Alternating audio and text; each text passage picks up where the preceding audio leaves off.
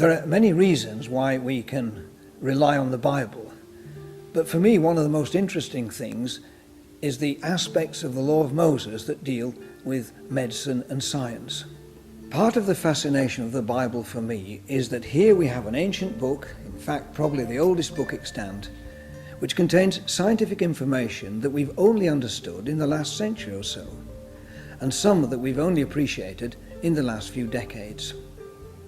We're all familiar with the concern in our hospitals regarding the spread of infections such as Clostridium difficile and MRSA, methicillin-resistant Staphylococcus aureus.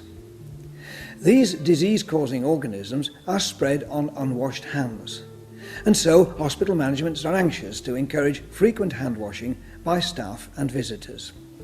This is not a modern idea, it's as old as the Bible itself. Let me read you a short extract from Leviticus, part of the law of Moses written about 3,500 years ago. It's concerned with someone who is suffering from a form of gastroenteritis.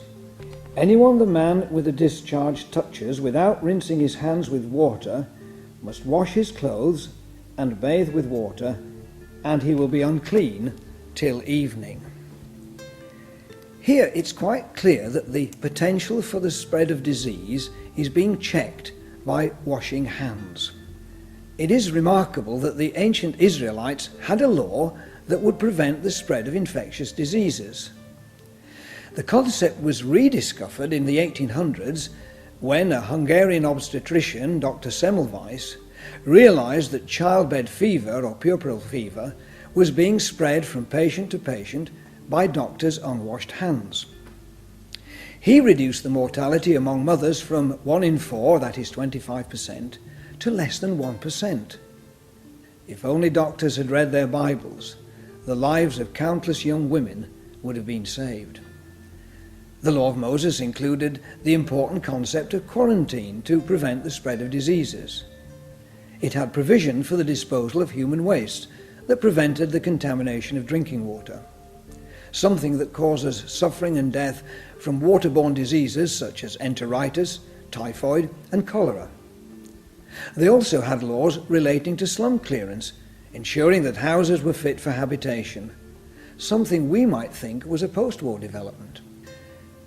We now recognize that the ancient Jewish dietary laws, for example those that banned pig meat products and shellfish, are based on sound scientific principles that, when ignored, can result in severe and sometimes fatal food poisoning.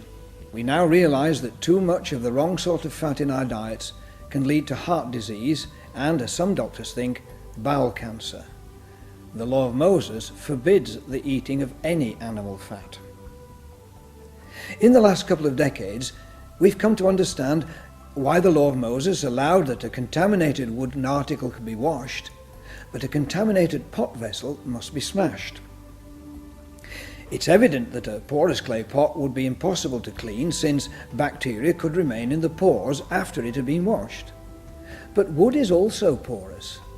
Why was it acceptable to wash it? We now know that wood exudes a natural antibacterial substance, and so is intrinsically hygienic. Studying the Bible has taught me, first of all, that it's obvious that the Bible is a book that was way ahead of its time. The laws of the surrounding contemporary nations simply don't compare with those to be found in the Bible. Not only did the law of Moses ensure a far better quality of life for those who kept it, but it also had a spiritual dimension, pointing forwards to something much greater. In the New Testament, we have the fulfillment of ancient promises that offer an endless life. Now, if the Bible was so remarkably scientifically right 3,500 years ago, surely we can depend on it to be right in guiding us in the present and for our futures.